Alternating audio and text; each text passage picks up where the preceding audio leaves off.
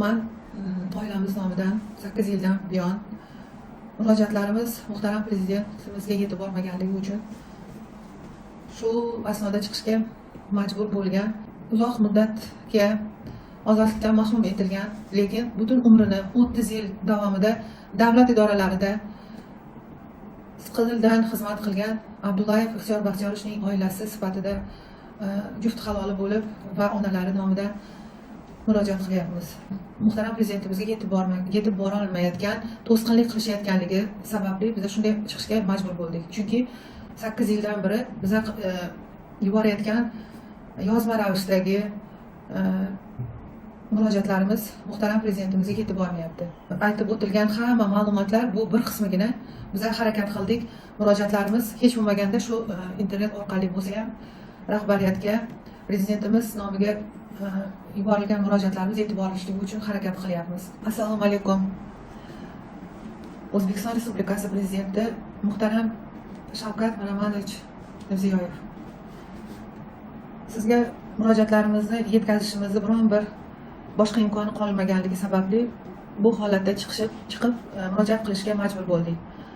Bu holatni ommaning o'ziga e'tiborini qaratish sifatida baholamasligingizni sizdan iltimos qilamiz. Buni chorasizlik sababli qolaversa 8 yil davomida to'xtamayotgan tazyiqlar ortidan kelib chiqqan murojaat va eng ishongan inson sifatida adolat qaror topishga katta ishonch bilan qilingan murojaat deb baholashingizni iltimos qilamiz.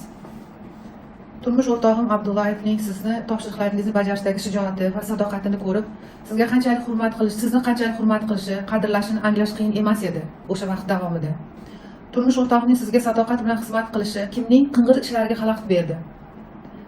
Uni uzoq yilga qamab, uni biror murojaatini sizga yetib borishdan hozirgacha qo'rqib kelayotgan kim va nima uchun bu fitnani uyushtirdi? Kim jinoyatchilarga turmush o'rtog'imdan qarz olish uchun imkon yaratib berdi? Bu savollarga javoblarni oxiratga qoldirmasdan hozir topilishini istar edik. Oxirgi 8 yil davomida sizga yuborgan mingdan ortiq murojaatlarimiz birortasi sizga yetib bormadi. Imonim komil. Murojaatimiz sizga yetib borganda bu ishni siz adolatli tarzda uyushtirilgan bo'xtonlarni tekshirishingiz, haqiqatni qaror topishda yordam bergan bo'lar edingiz. Lekin sizga muqaddam tuhmatlardan iborat axborot berilgani yuzaga chiqishidan, yolg'on ma'lumotlarni berganlarning qudratidan qo'rqmay, turmush o'rtog'ining murojaatlaridan bayon qilingan haqiqiy holatlar xususida muhtaram prezidentga axborot berish mumkin bo'lgan biror bir rahbar inson qolmagani degan xulosaga keldik. Taqiqlatmagan eshigimiz, murojaat etmagan rahbariyat qolmadi. Shuhrat Rasulov, Doniyor Toshxo'jayev rahbarligidagi jinoiy uyushma a'zolari, PDXX, SB xodimi Jasur Saidov va boshqalar hali hamon Oliy sud va huquqni muhofaza qilish idoralarini boshqarib kelmoqda. Dalillar taqdim etiladi. Jasur Saidov jazoni o'tash muassasasiga borib, turmush o'rtog'im murojaat etishini to'xtatmagan taqdirda uni o'ldirib yuborishini, yaqinlarini esa qamattirib yuborishini, Oliy sud raisi va bosh prokuror uning so'zidan chiqmasligini aytib, uni qo'rqitishga harakat qilgan. Bu fitnalarni uyushtirgan balki bu dunyoda yaxshi hayot kechirib o'tar, lekin qiyomat kuni, jazo kunidagi savol-javobdan hech qutula olmaydi, inshaalloh. Muhtaram Shavkat Miromonovich, Shuhrat Rasulovning tergovda aytilishi bo'yicha sizga turmush o'rtog'im Abdullayev to'g'risida 2 marta axborot olib kirganida ham siz bu bo'xtonlarga, ma'lumotlarga ishonmasdan otib yuborib, agar Abdullayevga nisbatan bo'xton, tuhmat qilayotgan bo'lsang, qamalasan degan ekansiz. Keyin 3-marotaba kirib sizni o'zi olib kirgan bo'xton ma'lumotlarga ishontira olganligini shu shaxs Shuhrat Rasulov xursand bo'lib tergov guruhi a'zolariga gapirgan. Shuhrat Rasulov, Doniyor Toshxo'jayev, Sherzod Lutfullayev, Alijon Ashurov, Jasur Saidov rahbarligidagi jinoiy uyushma sizning turmush o'rtog'im Abdullayevga bo'lgan qattiq ishonchingizni boshqa ayblar bilan sindirishning imkoni yo'qligini anglaganlari holda eshitish, kuzatish to'g'risidagi topshiriq bergan degan bo'xton fitnani turli yo'llar bilan internet va turli insonlarni jalb qilish holida uyushtirishgan. Iltimos quyidagilarga e'tibor qiling. Turmush o'rtog'imning murojaatlaridan oldin o'zingiz kim, nima maqsadda bu fitnani aql bovar qilmaydigan bo'xtonlarni uyushtirganligini, ularning asl sabablarining shohidi bo'lasiz. Birinchidan, turmush o'rtog'im Abdullayevni o'zini, oilamizni xavfsizligini aynan prezident davlat xavfsizligi xizmati xodimlari ta'minlantirganligi. Ikkinchidan, shu davrda DXX, SBP boshlig'i lavozimida shaxsan sizga yaqin bo'lgan insonlar ishlab barcha narsadan xabardor bo'lishganligini, uchinchidan, telefon so'zlashuvlar eshitilishining oldini olish maqsadida mazkur boshqarma boshlig'i bevosita Otabek Umarovga bo'ysundirilib qo'yilganligini, turmush o'rtog'im o'zining faoliyatini shaffofligini ta'minlash, o'zini turli tuhmatlardan asraydi deb hisoblaganlar. Aynan shuning uchun shu maqsadda DXX raisi o'rinbosari lavozimiga Otabek Umarov va Rashidov nomzodlarini tavsiya etgan edilar.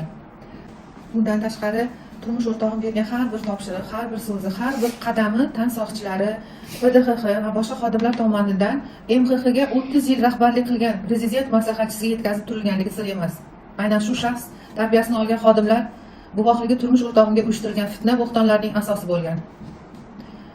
Eng asosiysi, butun oilamiz yashashi, yurish-turishini siz ta'minlab berayotgan bo'lsangiz, turmush o'rtog'im, farzandlarim davlat idoralarida ishlagan bo'lsa, bironta tadbirkorlik korxonamiz bo'lmasa, qanday qilib turmush o'rtog'im o'z farzandlarini, qolaversa qarib qolgan ota-onasining taqdiriga zarar yetkazadigan ish qilishi, sizga xiyonat qilishi mumkin. Oldin ham turmush o'rtog'imga 7-8 marotaba turli bo'xtonlar bo'lgan. Jinoyat ishi qo'zg'atmoqchi bo'lishgan.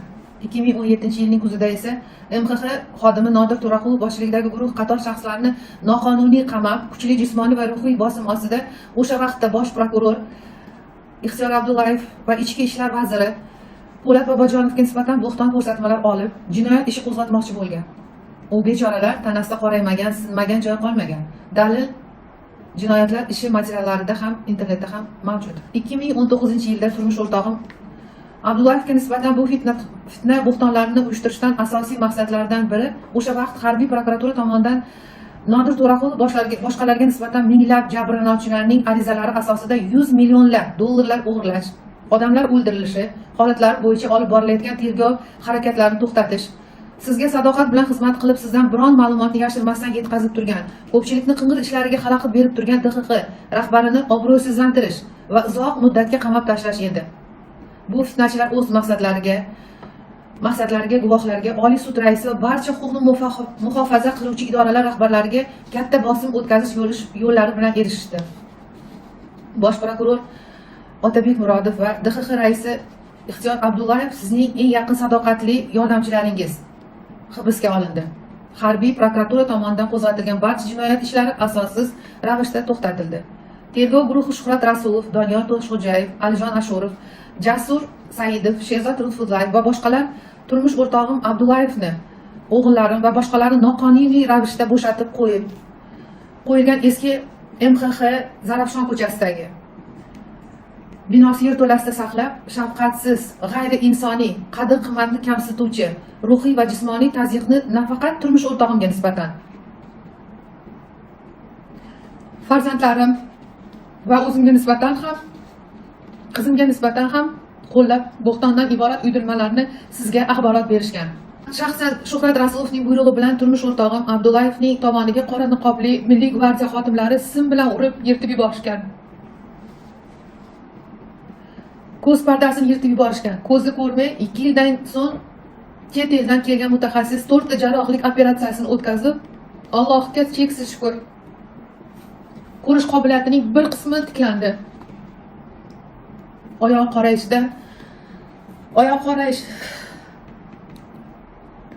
qorayishni boshlagan. DXX gospitalga yashirincha olib borib davolashgan. Turmush o'rtog'imni esa oynasi yo'q, qishda atayin isitish tizimi va suv uzib qo'yilgan yerto'laga kichkina kamerada atayin ruhiy holatga ta'sir qiluvchi pirillagan chiroq o'rnatilgan. 2 ta ilon va 2 ta kalamush tashlab qo'yib 1,5 yil davomida saqlashgan. Ukalarim va o'g'lini noqonuniy ravishda o'sha eski MXX binosi yerto'lasidagi kameralarga qamab qo'yishib, 10 kun davomida turmush o'rtog'im men bundan xabarsiz qolganman. 10 kun davomida katta o'g'lim Davronni qog'oz bilan baliq oviga ketgan deb mendan yashirishgan. Men hattoki u farzandimdan xafa bo'lganman. O'g'limni noqonuniy o'sha eski MXX binosi yerto'lasidagi kameralarga qamab qo'yishib, 10 kun davomida turmush o'rtog'im Abdullayevning yonidagi kamerada qiynashib, turmush o'rtog'im qilmagan jinoyatlarni bo'yniga olib, sizga pushaymonlik murojaatlarini qilishga majbur qilishgan. ota uchun yonidagi kamerada o'g'lini urib qiynashayotganligini eshitishdan og'irroq jazo bo'lmasa kerak. Turmush o'rtog'im, qizim va kuyovimni tazyiqlar o'tkazishib, ishga umuman daxli bo'lmagan. Kuyovimni uyini ham avval DXXga olib, keyin suv tekinasida sottirib yuborishgan. Hozirda qizim va kuyovim 2 yosh farzandi bilan 2 xonalik xonadonda ijarada yashashmoqda. Kuchli bosimlar ostida Dmitriyli, Ismoilov va Shamsiyevlarga nisbatan tuhmat ko'rsatmalar olishga qattiq harakat qilishgan. Abdullayevdan. O'sha davr DXX rais o'rinbosari Egamovni eni va bo'yi 1 metr bo'lgan temir qafasga saqlashib, qiynoqlarga bardosh bera olmasdan o'z joniga qasd qilishgacha borgan shandiq izlar hozirgacha mavjud ekan. Tazyiq oila a'zolarigacha boshlangan. Kuyovini qamashgan ukasiga qidiruv e'lon qilishgan. Turmush o'rtog'im Abdullayevga nisbatan tuhmat, bo'xton qilishga majbur qilishgan. Shu o'rinda siz 2018-yil sentyabr oyida kuzatish bo'yicha e'tiroz bildirganingizdan so'ng shu zahoti turmush o'rtog'im Abdullayev o'rinbosari va SB boshlig'iga Muxtor Mirziyoyevga darhol bu masalani tekshirishni buyurgan. Ular bunday holatlar tasdiqlanmaganligi to'g'risida axborot berishgach, Abdullayev ham sizga shu mazmunda axborot berganlar. Keyinchalik shu holat bo'yicha Shuhrat Rasulov boshqalar tomonidan tashkil etilgan uydirmalar esa to'liq bo'xton ekanligini, uning asl sabablarini siz belgilagan insonga isbotlab berish uchun dalillar yetarli. Bu to'g'rida tuhmat qilishga majbur qilinib, keyin lavozimidan bo'shatilgan DXX boshqarma boshlig'i G'oziyev bilan turmush o'rtog'im hatto yuzlashtirilmagan. G'oziyev eshitish to'g'risidagi tuhmat ko'rsatma berilganligini turmush o'rtog'im va DXX SB xodimi Jasur Saidovning bexosdan gapirib yuborgan gapidan 7 yildan so'ng anglab qolganlar. Shuhrat Rasulovning buyrug'i bilan Yorqin Abdullayevning chap qo'lini sindirib, Shuhrat Rasulovning buyrug'iga ko'ra o'ng qo'li imzo chekishga kerak bo'ladi. Qarib qolgan onasi va xotiniga narkotik moddasi bilan jinoyat ishi qo'zg'atish bilan qo'rqitib, go'yo turmush o'rtog'im Abdullayevga 2018-17-yanvar kuni $200,000 AQSh dollari pora sifatida berganligi to'g'risida tuhmat ko'rsatma bergan. Lekin turmush o'rtog'im o'sha kuni Germaniyada shifoxonada jarrohlik operatsiyasida bo'lganligi aniqlangan. Tuhmat fosh bo'lib, Yorqin Abdullayev turmush o'rtog'imdan kechirim so'ragan. Lekin tergov guruhi yangi tuhmatlarni uyushtirgan. Qahramon Yo'ldoshev 2018-yil 14-noyabr kuni go'yo Shomurodovdan 2 million AQSh dollar olib, turmush o'rtog'im Ixtiyor Abdullayevning, ya'ni bizning uyimizga hech kim bo'lmasa-da, eshik oldiga korobkada tashlab, shu zahotda, ya'ni kech soat 8larda 20:00da DXX binosiga borib, go'yoki DXX raisi Ixtiyor Abdullayev axborot berganligini bildirib tuhmat ko'rsatma bergan. Evaziga Qahramon Yo'ldoshevga o'ta og'ir jinoyatlar sodir etganlikda ayb qo'yilgan bo'lsa-da, sud zalidan ozod etilgan. Vaholanki uyimizda doim odam bo'lgan. O'zim, kelinlarim ishlashmagan. Soat 18:00da keyin esa nevaralarim bog'chadan kelishadi. Eng muhimi, yaratgan egamning mehribonligiga qarang. 2018-yil 14-noyabr kuni turmush o'rtog'im Bishkek shahrida xavfsizlik xizmati rahbarlari bilan majlisda bo'lganlar. Hujjatlar jinoyat ishida mavjud. Uyimizdagi PDXX qo'riqlash xizmatining video yozuvlarini ko'rib chiqishni turmush o'rtog'im o'sha vaqtda iltimos qilsa-da, bunga na tergov, na sud ruxsat bermagan. Chunki Qahramon Yo'ldoshevning tuhmati ham oshkor bo'lar edi. Suddan keyin esa aksariyat tuhmat qilganlar turmush o'rtog'imdan kechirim so'rashgan, lekin endi buning ahamiyati yo'q. Chunki endi bizni hech kim eshitmayotgan edi. Bundan tashqari turmush o'rtog'imga qora zona tashkil etish, Milliy gvardiyaga nisbatan noqonuniy tadbirlar amalga oshirilganlikda bo'xton ayblar qo'yilganligi sud majlisida isbotlangan. IIB jazoni ijro etish bosh boshqarmasi birinchi o'rinbosari qora zona 2005-yildan 2017-yilga qadar faoliyat yuritganligini ko'rsatgan. Buning uchun o'sha zamirda ishlagan rahbarlar javob berishi kerak.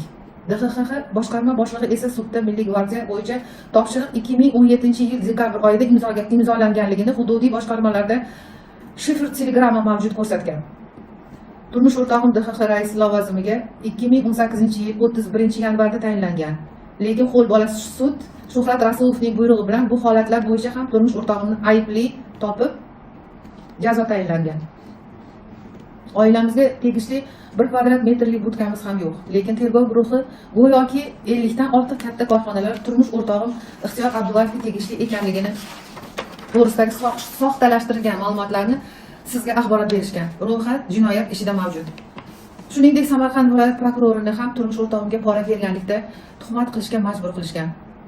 Yuzlashtirishganda turmush o'rtog'im olmagan bo'lsa-da, undan pora olganman deyishga majbur bo'lgan. Sababi qo'shnixonada o'g'lim va ukalari qamab qo'yilgan bo'lgan.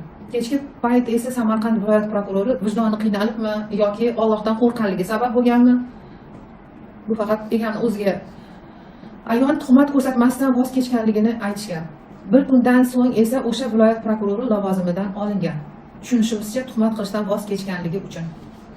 Turmush o'rtog'imga go'yo sudlarga tazyiq o'tkazganlikda qo'shimcha ayb qo'yish maqsadida tergov guruhining Oliy sudga tazyiqi bilan 100 milliard so'mdan ko'proq baholanib, davlatga o'tkazilgan o'nlab ko'p qavatli uylar va korxonalarni poralar evaziga sudning asossiz va noqonuniy ajrimlari asosida o'zining sobiq yordamchisining xususiy firmalariga o'tkazdirib berilganligi uchun 20 yilga ozodlikdan mahrum etilgan Toshkent shahar sudining raisi Marat Abdujabborovga nisbatan bir kunda oqlov hukmi chiqarildi.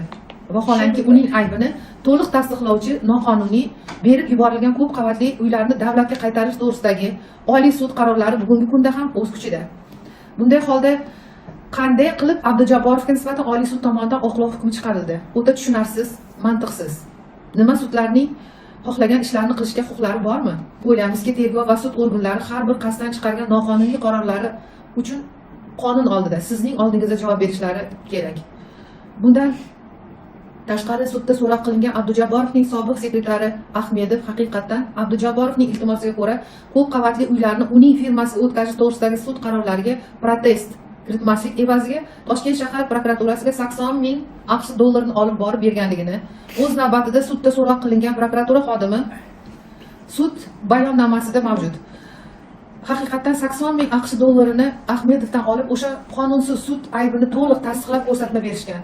Lekin sudda raislik etuvchi ham, prokuror ham bu holatlarga hech qanday munosabat bildirishmadi.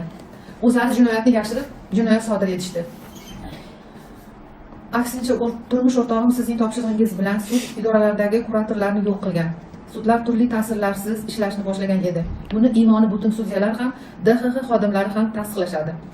Bundan tashqari katta zarar summalarini to'lashgan va qator shaxslarga nisbatan DXX tergovchilari tomonidan o'z vaqtida ehtiyot choralarini qo'llash to'g'risida protsessual hujjatlarni rasmiylashtirilmaganligi uchun tergovchilarga hech qanday chora ko'rilmasdan DXX raisi Abdullayevga ayb qo'yilganligi bo'xton va zulmdan boshqa narsa emas. Hech qachon protsessual mustaqil shaxs bo'lgan tergovchi sodir qilgan jinoyati uchun tergovchi javobgar qilinmasdan bosh prokuror va ichki ishlar vaziri javobgar qilinmagan-ku. Nima uchun DXX raisi javobgar qilindi? Tergovchining qilmishi uchunmi? Chunki tergov guruhi rahbarlari Shuhrat Rasulov, Doniyor Toshxo'jayevlar qonun, sud va barcha huquqni muhofaza qiluvchi idoralarni qo'rqitib o'zlariga bo'ysundirib olishgan edi. Zonada Shuhrat Rasulov o'zini RSH5 deb tanishtirmoqda. Mahkumlar bu nima degani deb so'rashsa, davlatdagi 5-odamman dermish. Unga yeydigan barcha mahsulotlari Angliyadan keltirilar emish. Oilasi Dubayda yashar emish. Shaxsiy klinikalar bor emish. Aktivlari chet elda emish. Bu tergov guruhi rahbarlarida qisqa davrda millionlab dollarlar qayerdan paydo bo'ldi?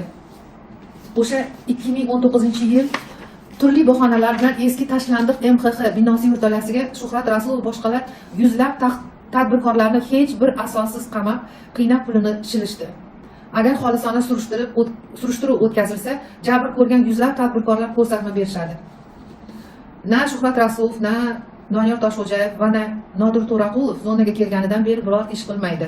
Buni hamma mahkumlar tasdiqlashadi.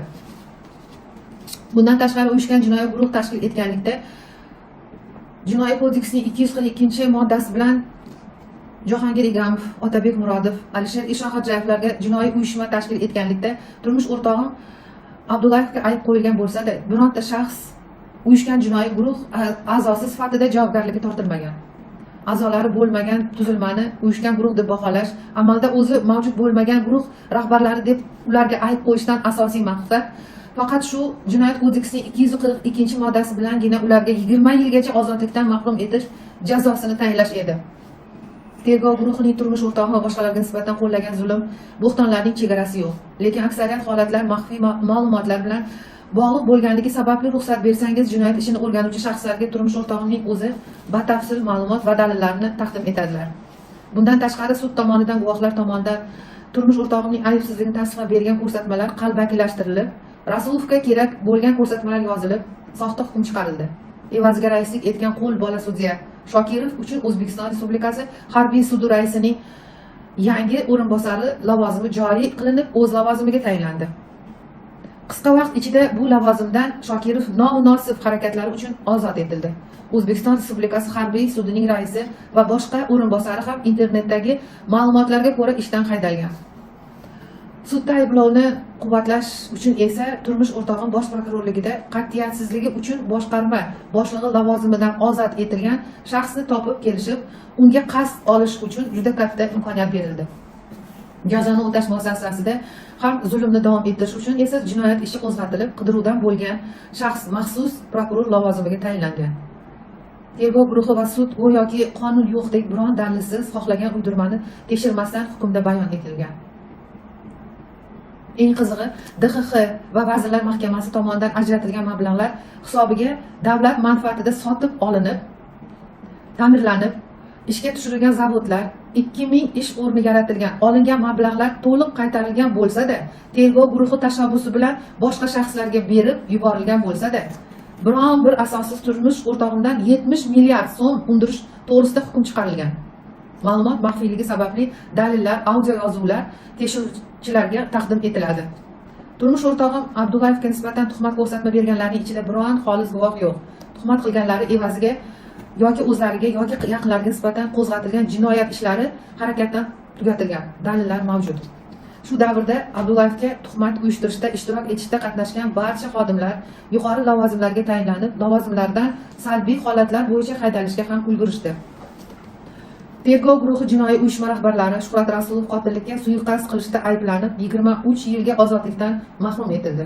Toshxo'jayev Farg'ona IIB boshlig'i lavozimiga ko'tarilib, salbiy sabablar bilan ishdan olinib, keyin Toshkent shahar IIB birinchi o'rinbosari lavozimiga tayinlanib, so'ng 7 yil muddatga guvohlarni qiynoqqa solish jinoyati uchun ozodlikdan mahrum etildi. DXX SB xodimi rahbari Alijon Ashurov, SB xodimi Muzaffar jinoiy javobgarlikka tortilgan. Harbiy sud raisi o'rinbosari sudyasi fitnada ishtirok etganlar. SB xodimi Muhammedov, tergovchi Qulmatov lavozimidan ozod etilgan. SB xodimi Ishaqovga qidiruv e'lon qilingan. Lutfullayev bosh prokuraturada, Jasur Saidov prezident xavfsizligi xizmatida hozircha ishlashmoqda. Bizning bu zolim fitnachilarga hech qanday adovatimiz yo'q. Biz ularni kechirganmiz, lekin Alloh azobidan hech kim qutula olmaydi. Bundan tashqari eshitishimizcha 20 yilga ozodlikdan mahrum etilgan Marad Abdujabbarovga oqlov hukmi chiqarish uchun tergov guruhi rahbari 5 million dollar olgan. O'ylaymizki, bunga aniqlik kiritiladi. Tergov guruhi sizga aql bovar qilmaydigan bo'htonlardan iborat soxta ma'lumotlarni taqdim etib, o'z maqsadiga erishdi. Juda ko'p oilalar boshiga musibatlar olib kelishdi.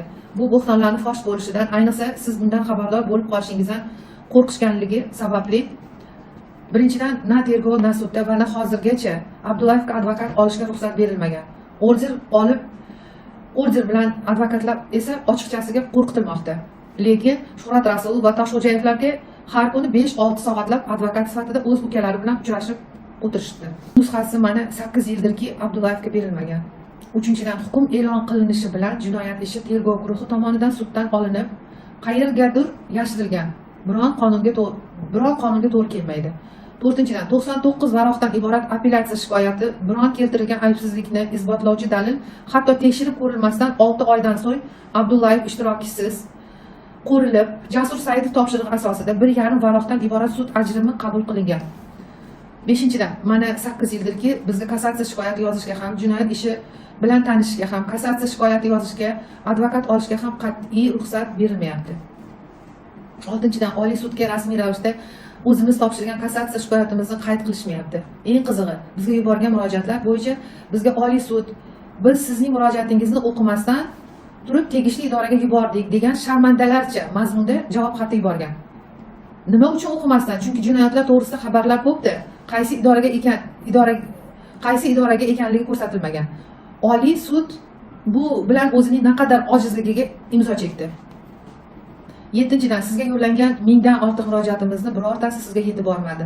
Aynan SB xodimi Jasur Saidovning Rasulovning jinoiy sherigi ko'rsatmasi bilan bosh prokuror orqali sizga yuborgan murojaatimiz mantiqsiz ravishda Toshkent viloyat prokuroriga, Ichki ishlar vaziri va sizga yo'llagan murojaatimizni Toshkent shahar Ichki ishlar boshqarmasiga yuborgan. Ombudsman va Oliy sud esa uyalmasdan murojaatlarimizni DXXga yuborgan. Shunday katta rahbarlar qo'rqmasdan qotil Rasulov, Toshxo'jayev, To'raqulov va boshqalarning jinoyatlarini yashirish maqsadida murojaatlarimizni sizga yetib borishiga juda qattiq to'sqinlik qilish sabablari bizga tushunarsiz. Alloh izni bilan bir kun siz muhtaram prezidentimiz haqiqatdan baribir xabardor bo'lasiz. O'shanda haqiqat qaror topadi, adolat o'rnatiladi. O'shanda haqiqatni yashirganlar sizning ko'zingizga qanday qarashadi, qiyomat kuni qanday hisob berishadi? Ushbu rahbarlar murojaatlarni qonuniy ko'rib chiqib, qonun ustuvorligini ta'minlash o'rniga bizni sizga internet orqali murojaat etishga majbur qilishdi. 7 yildan beri bizga biron bir imkon qoldirishmadi. Lekin siz muhtaram prezidentimiz haqiqatni bilgan kuningiz hammasi o'z o'rniga qaytishi, tuhmat, tazyiq va zulmlar nihoyasiga yetishdan iborat umid va ishonchimiz biz uchun juda uzoq vaqt o'tgan 7 yilda bir onga ham so'ngani yo'q. Muhtaram Shavkat Miromonovich, turmush o'rtog'im Abdullayevni sizni qanchalik hurmat qilishi, qadrlashini nafaqat biz, balki qo'ni-qo'shni, shogirdlari, qo'l ostida ishlagan xodimlari ham juda yaxshi bilishadi. Iymoni butun, vijdonli, Alloh taolodan qo'rqadigan rahbarlar ham buni tasdiqlashadi.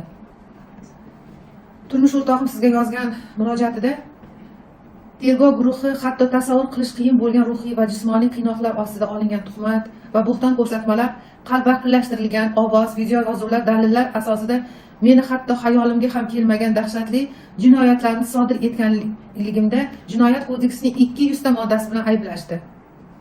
Bu isnodni, bo'xton tuhmatlarni ko'tara olmasdan, bu foniy dunyoni tark etishdan men faqatgina buyuk Allohni yanada yaqindan tanib, boshimga tushgan tashvishlarni musibat deb emas, balki Yaratganning menga bo'lgan bir sinovi, marhamati deb qabul qildim. Ibodatga kirganligim meni saqlab qoldi, xolos. Ishoning jazodan qutulaman deb yolg'on qasam ichib, oxiratim uchun xilof ish qilmayman deb yozganlar. Tarixdan ma'lum, podshohlarning eng ishongan, yaqin tutgan odamlariga nisbatan doim fitna, bo'xtonlar uyushtirib kelingan. Podshohlarning bir kunlik adolat qilishi 1000 yillik ibodat ajr savobiga tengligi kitoblarda rivoyat qilingan. Kuni tun yaratgan egamdan oilamizga hozirgacha bo'lgan zulmlardan panoh va bulardan muhtaram davlat rahbarini xabardor qilishini duolarimda tinmay so'rayman deb yozganlar. Muhtaram Shavkat Miromonovich, jinoyat ishi bo'yicha fitna uyushtirib, bugun haqiqat fosh etilishi va jazolanishlardan o'ta qo'rqib bor kuchi bilan bizning murojaatlarimiz sizga yetib borishiga qarshilik qilayotgan, hatto turli bahonalar bilan jinoyat ishini suddan olib yashirib o'tirgan shaxslar emas, balki xolis Alloh qolaversa sizdan va qonundan qo'rqadigan shaxslar tekshirish o'tkazishsa, turmush o'rtog'imga qilingan ayblar qasd olish, turmush o'rtog'imni sizdan chetlatish maqsadida uyushtirilgan bo'xtondan boshqa narsa emasligini o'z tasdig'ini topadi inshaalloh. Muhtaram Shavkat Miromonovich, sizdan buyuk Alloh nomi bilan iltimos qilib so'rayman. Turmush o'rtog'im Abdullayevning o'zi va qaynona onamlarning oxirgi murojaatlarimizni hamda turmush o'rtog'imga nisbatan Rasul va Toshxo'jayevlarning tomonidan uyushtirilgan jinoyat ishini xolisona, adolatli, qonuniy qayta ko'rilishida haqiqat aniqlanishi va adolatni qaror toptirishda turmush o'rtog'imga shu kungacha taqiqlab kelinayotgan advokat xizmatidan foydalanishimizga imkon bering. Sizga 8 yildan buyon murojaatimizni qanday yetkazish chorasini topa olmadik. O'tinib so'raymiz. Bu murojaatimizdan keyin siz bilmagan holda turmush o'rtog'im va oilamizga tazyiq, zulmlar bo'lishiga yo'l qo'ymang. Chunki jazo o'tash muassasasida turmush o'rtog'imni o'ldirish, yaqinlarni qamatib yuborishlar bilan qo'rqitishmoqda. Turmush o'rtog'imga advokat olib, aybsizligini isbotlash uchun imkon yaratib bering, iltimos. Muhtaram Shavkat Miromonovich, bu sinovlardan xayrli o'tishimizda bizlarga yelkadosh bo'lgan barcha qonun qarindoshlarimiz, tanish bilishlarimiz, qolaversa bu bo'xtonlarga ishonmagan insonlar nomidan, kuni tun qo'llari, qalblari duoda bo'lgan mushtipar onalarimiz va siz yaxshi biladigan oilamiz nomidan Alloh nomi bilan o'tinib iltimos qilamiz. Turmush o'rtog'im Abdullayevning jinoyat ishini atroflicha xolisona o'rganish, uning vujudga kelish asl sabablarini va haqiqatni aniqlash, adolatni qaror toptirish bo'yicha maxsus komissiya tuzishingizni, komissiya rahbari etib Prezident administratsiyasi rahbari Saidaxonim Shavkatovna Mirziyoyevani tayinlanishini biron boshqa rahbar tashqi ta'sir kuchlariga bardosh bera olmasligi mumkin. Chunki 8 yil davomida ularning birortasi murojaatlarimiz to'g'risida sizga axborot berishmagan. Hozirgi o'rganishda ham bor ish holatlarini ochiq oydin, xolisona, adolatli tarzda sizga yetkaza olmasligi mumkin. Sizga turmush o'rtog'im Abdullayev yetkazmoqchi bo'lgan ma'lumotlarning asosiy qismi alohida maxfiy xususiyatga ega bo'lganligi sababli va bu ma'lumotlarni turmush o'rtog'im Prezident administratsiyasi rahbari Saidaxonim Shavkatovnadan boshqasiga gapira olmasligini hisobga olgan holda ishning asl sabablarini aniqlash uchun turmush o'rtog'im Abdullayevni shaxsan o'zlari hech bo'lmasa bir marotaba qabul qilishlarini sizdan o'tinib iltimos qilamiz. Barcha dalillarni taqdim etamiz.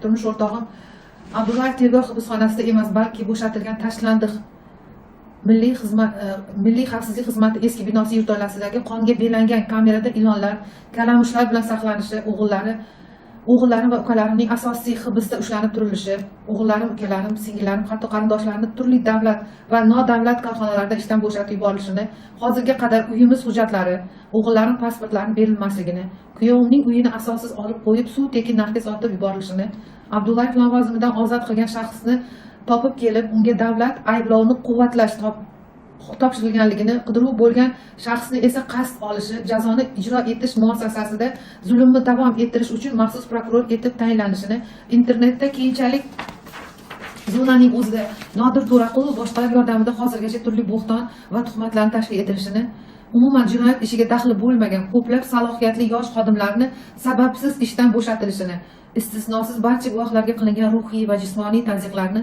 so'roq video tasvirlari ko'zdan kechirilsa yaqqol ko'rinib turibdi. Hukm berilmaganligini, Oliy sud arizalarimizni ko'rmayotganligini, sizga murojaat qilishni to'xtatmasak o'ldirib yuborish, qamatib yuborish, tahdid qilinayotganligini, jinoyat ishi qo'zg'atilishi asl sabablarini va haqiqatni sizga yetib borishiga sud va barcha idora rahbarlari yordamida to'sqinlik qilinishini e'tiborga olsak, turmush o'rtog'im Ixtiyor Abdullayevga nisbatan jinoyat ishi haqiqatni aniqlash va adolatni qaror toptirish uchun emas, balki fitna bo'xton uyushtirib qasd olish, Abdullayevni sizdan imkon qadar uzoq muddatga uzoqlashtirish maqsadida qo'zg'atilganini shohidi bo'lamiz. Buyuk Robbimdan siz, oila a'zolaringizga, xalqimizga, yurtimizga mustahkam salomatlik, oilaviy baxt, tinchlik, xotirjamlik, halovat, ikki dunyo saodatini tilab, sizga cheksiz hurmat va ehtirom, ishonch va umid bilan men Abdullayevning turmush o'rtog'i Abdullayev Nola.